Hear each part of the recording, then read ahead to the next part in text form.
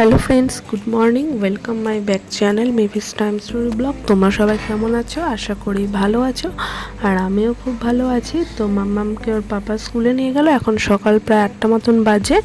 তো ওকে স্কুলে পাঠিয়ে দিয়ে আমি চলে এসেছি এবার রান্না করে। তো তোমাদের দাদাভাই রাত্রিবেলায় জিরে জলে ভিজিয়ে রাখে, সকালবেলা সেই জলটা ফুটিয়ে খায়। তো রেগুলার খায় না, মাঝে মধ্যে যখন মনে হলো তখন খেলে, এরকম একটা ব্যাপার। তো ওইদিকে ওর জলটা বসিয়ে দিয়ে আমি চলে গেছি বাসনগুলো মাজতে, কারণ কালকে রাত্রিবেলাতে বাসন একটাও মেজে রেখে যেতে পারিনি, কারণ একটু বেরিয়েছিলাম রাত্রে। তো খাওয়া দাওয়া করে তারপর মাম্মামের যেহেতু সকালে স্কুল, সেই জন্য তাড়াতাড়ি শুতে চলে গেছিলাম মাম্মামকে নিয়ে। তো আর বাসনগুলো ধোয়া হয়নি, তো ওইদিকে জিরেটা বসিয়ে আমি বাসন কটা মেজে নিচ্ছিলাম। তো তারপরে আবার সেই রান্নাটা স্টার্ট করব। তো দেখো, আমি ভিডিওটা এডিট যখন করছি তখন আমি স্পিডে করছি ঠিকই, স্পিডটা দিয়েছি ঠিকই, কিন্তু আমি কাজটা সত্যি তাড়াতাড়ি করে করতে চাইছিলাম, কারণ 9:10টার সময় মেয়ের আবার স্কুল ছুটি হয়, আর তখনই আমি ওর পাপা যাই ওকে আনতে।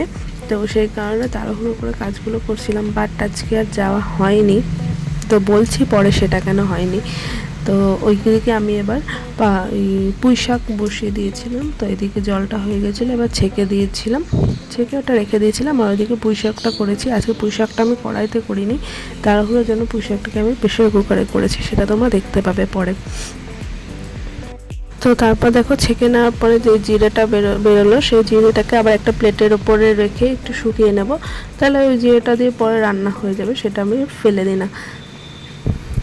আর তোমরা এটা ভেবো না যে বাবারে কি হিসাবে, কিন্তু একটু তো হিসাব করতেই হয়, বলো। তো এরপরে এদিকে আবার চা বসিয়ে দেবো। আমার গ্যাস কিন্তু কখনোই একটা অফ একটা অন সেটা দেখবে না, দেখবে দুটোই সবসময় চলছে, কিন্তু কি করব বলো, তাড়াহুড়ো করে করছি, সব এক পরপর না করলে তো আর হবে। তো এদিকে এবার চা বসিয়ে দিচ্ছি, এইদিকে দেখো পুঁই শাকটাকে আমি প্রেশার কুকারের মধ্যে ঢেলে দিচ্ছি। তাই ভাবি মাঝে মধ্যে যে যখন শাশুড়ি বেঁচে ছিল, আমার শাশুড়ি এক্সপায়ার করেছে আজ 2-2.5 বছর হয়ে গেল। তো যখন বেঁচে ছিল, উনি যখন ছিলেন, তখন হয়তো এই সমস্ত সব কাজই হতো, কিন্তু অত একটা কষ্ট মনে হতো না, বা অত একটা তাড়াহুড়ো মনে হতো না, দুজনে মিলেমিশে করে ফেলতাম। তো একের পর এক হয়ে যেত কাজগুলো, কিন্তু এখন আর সেটা হয় না। আর একা একা আমি আমার মতন রান্না করতে থাকি। আর যখন মেয়ে থাকে বাড়িতে, তখন একটু ওকে ও আসে আমার কাছে কথা বলে, আবার ওকে কখনো বকি বা কখনো আদর করি, এইসব করে আমার রান্না করতে করতে সময় চলে যায়। কিন্তু যখন ও থাকে না, ওই একা একা কি বলবো, ওইভাবেই করি। কিন্তু একটা মানুষ থাকলে একটু ভালোও লাগে, কিংবা একটু 2-4টে কথাও বলা যায়, ওই সমস্ত কিছু আর হয় না।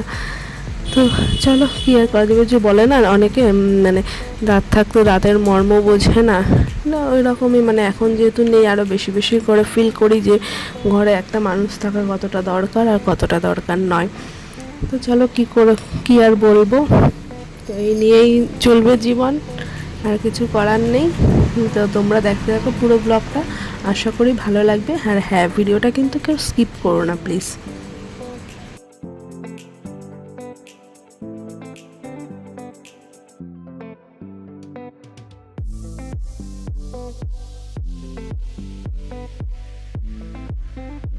আর এই ছোট্ট কড়াইটার মধ্যে মেয়ের জন্য খাবার বসিয়ে দিলাম, স্কুল থেকে এসে খাবার। তো দেখো, বাসি বিছানা তোলা হয়ে গেছে, তো বেডটা পুরো ক্লিনও হয়ে গেছে। দেখো কি সুন্দর বেডটা রয়েছে, কিন্তু যখনই মাম্মাম চলে আসবে, সেই মনে হবে বেডটা আবার সব উলট পালট। তো এবার চলে এসেছি তাড়াহুড়ো করে ঘরটা মুছতে। প্রথমে ওর স্টাডি টেবিলটা গুছিয়ে দেবো, যতই গুছিয়ে রাখি না কেন, সে আবার এসে এদিক ওদিক করে ওই এক করে রাখে। তো কী করবো, ঘরে বাচ্চা থাকলে তো ওরা করবেই না। সকালে ঘুম থেকে উঠেই আগে ঘরগুলো ঝাড় দিয়ে দিয়েছিলাম মেয়েকে স্কুলে পাঠানোর আগে। তো মাম্মামকে আনার আগে আমি ঘরগুলোর চেষ্টা করি প্রত্যেক দিনই মুছে পরিষ্কার করে ফেলা, কারণ ও আসার পরে আবার এদিক দিয়ে জল থাকে, ওদিক দিয়ে দৌড়াবে, তারপরে যদি ঝাড় দিই সেই নোংরাগুলো নিয়ে আবার পায়ে পায়ে যাবে। ওই কারণে আমি যতটা সম্ভব হয় ও আসার আগেই করে ফেলার চেষ্টা করি। তো এটা হলো আরেকটা জিনিস, যেটা থেকে ঠিক থাকতে চায় না, আর আমার মেয়ে ওকে ঠিক থাকতে দেয় না। তো কী আর করবো, এটাকে দিনের মধ্যে যে কতবার ঠিক করতে হয় তার কোনো ঠিকানা নেই। তো আর কি করা যাবে, এই নিয়েই চলতে হবে। তো আমার ঘর দোর মুছতে মুছতে এদিকে দেখো পালং শাকটা হয়ে গেছে পুরো রেডি। তো এবার তোমার দাদাভাই ওকে মানে মামামকে স্কুল থেকে দিতে মানে স্কুলে দিয়ে তারপর একটু বাজার গেছিলো। সে আবার এসে তাই বলছে যে বউয়ের জন্য কত কি খুঁজে খুঁজে নিয়ে আসতে হয়, আদৌ কিছুই না, মেয়ের সব বলতে গেলে বেশিরভাগ। কারণ কাজও দেখো আবার তোমার দাদাভাই একা একাই চলে আছে মেয়েকে স্কুল থেকে আনতে, আমাকে আর নিয়ে গেল না। এই অমূল্য রতনটা আনতে আনতেই নাকি তার আরও অনেক সময় চলে গেছে। ওটা হলো একটা সেই মানে গন্ধরাজি লেবুগুলো, তো আমার ভালো লাগে। আর ওই লাল শাক, মেয়ের ক্যাপসিকাম, গাজর, ওই কটা আনার ছিল, তাই আনতে আনতে তার নাকি 1 ঘন্টা ওখানেই সময় চলে গেছে। তো আর কিছু করার নেই, তো আমি এবার মাছের ঝোলের জন্য মাছ ভাজা বসিয়ে দিয়েছি আর ওদিকে ভাত বসিয়ে দিয়েছি। দেখো ঘরে ঢুকেই বদমাইশি শুরু হয়ে গেছে। মানে আজকে আমি আনতে যাইনি, কারণ হচ্ছে ওর একটা বাইকে কি প্রবলেম হচ্ছিল, তো বললো যে আমি ওটা দেখে মানে ওটা দেখিয়ে নিয়ে দোকানে তারপরে বেঁকে আনবো। তো ওই কারণে আমাকে নিয়ে গেলে একটু তাড়াতাড়ি যেতে হতো, তো আমি আমার রান্নাটা ছেড়ে চলে যাবো, দিয়ে ওই কারণে ও একাই চলে গেল মামামকে আনতে আজকে স্কুল থেকে। চলো ওটো স্ট্যান্ড আপ হও। আজ স্কুলে কি করিয়েছে ম্যাম? জগিং। তোমাকে কি রোজ দিনই জগিং করায়? ওঠো। শীতাংশী ব্রেড নিয়ে যায়। শীতাংশী ব্রেড নিয়ে গেছে? শীতাংশী ব্রেড নিয়ে দিয়েছে। আজকেও ব্রেড নিয়ে গেছে? হ্যাঁ, তাই কি ব্রেড? ব্রেড না হ্যান্ড ব্রেড? ব্রেড। ব্রেড নিয়েছে?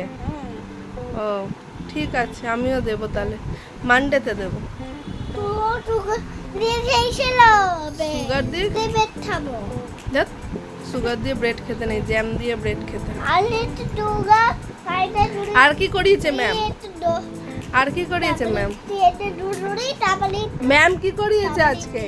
জগিং আর কি করিয়েছে? সানগ্লাস পরে এসছে আজকে? ও লিপিটও পড়েছিল। ও আর কি পড়িয়েছে? জগিং আর কি করিয়েছে? বুক পড়িয়েছে? ঠিক আছে চলো এবার ফ্রেশ হয়ে নাও, খেয়ে নেবে। হ্যাঁ হ্যাঁ, একা একা খাবে? আমি খেয়ে দেবো? ঠিক আছে আসো, আমি খেয়ে দেবো, ওঠো। তো মামামকে স্নান করিয়ে রেখে তো আমি রান্নাবান্না কমপ্লিট করে তো রান্নাঘরটা সব পরিষ্কার করে রেখে আসলাম কয়েকটা জামা কাপড় ভাঁজ করতে, কারণ আজকে তাড়াতাড়ি কাজ হয়ে গেল। দিয়ে জামা কাপড়টা আমি পরে স্নান করে এসেই ভাঁজ করি, পুজো টুজো করে ওকে খাইয়ে। তো এই দেখো আমি আজকে মানে কালকে এটা ছিল হচ্ছে বরবটি পাটা, কালকে কিছুটা ছিল, তো ওই চাটনি আর আর এই দেখো সেই মাছের ঝোলটা আজকে একটু পেঁয়াজ দিয়ে করেছিলাম মাছের ঝোলটা, তো এই মাছের ঝোল। আর সকালে তো দেখালাম পুঁই শাক রান্না করেছি, বা সেটাই ছিল আজকে দুপুরের মেনু। আর আজকে যেহেতু অমাবস্যা ভাদ্র মাসে, তো ওই কারণে রাত্রিবেলা ভাবলাম যে ভাত খাবো না, যদিও কোনো অমাবস্যাতেই সেটা করা হয় না, তো ভাবলাম তোমার দাদাভাই বললো যে থাক চলো আজকে রাত্রে ভাত খাবো না, তো দেখা যাক রাত্রে কি খাবো। তো এ দেখো স্নান টান করে পুজো টুজো দেওয়া হয়ে গেছে। যে মামাম বলছে পড়াশুনো করছে, পড়াশুনো তো কিছুই করে না, কালার নিয়ে বসে বসে এদিক ওদিক করে খাবে।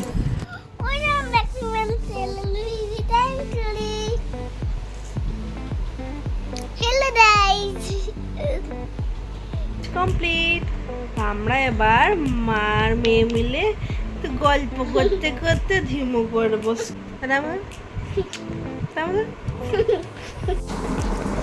তো সন্ধ্যা দিয়ে আর কোনো ভিডিও তোলা হয়নি, মেয়েকে নিয়ে পড়াচ্ছিলাম, তারপর ঘরে টুকটাক কাজ করছিলাম, তো এই কারণে আর কোনো ভিডিও তোলা হয়নি। তো রাত্রিবেলা তোমার দাদাভাই বললো যে একটু ধোসা নিয়ে আসি, তাহলে ধোসা খাওয়া হোক। বললাম ঠিক আছে তো নিয়ে আসো, তাই রাত্রিবেলাতে ওইটা দিয়ে ডিনার কমপ্লিট করা হলো। তো ফ্রেন্ডস গুড নাইট, তো দেখাবে আবার অন্য কোনো ভিডিওর সাথে, ততক্ষণের জন্য বাই। খাওয়া দাওয়া কমপ্লিট, এবার বেডটা ক্লিন করবো, বেডটা ক্লিন করে তারপরে ঘুমাবো। ও হ্যাঁ ভিডিওটা এডিট করতে হবে, চলো বাই। এখনকার মতন আবার দেখা হবে অন্য কোনো ভিডিওর সাথে।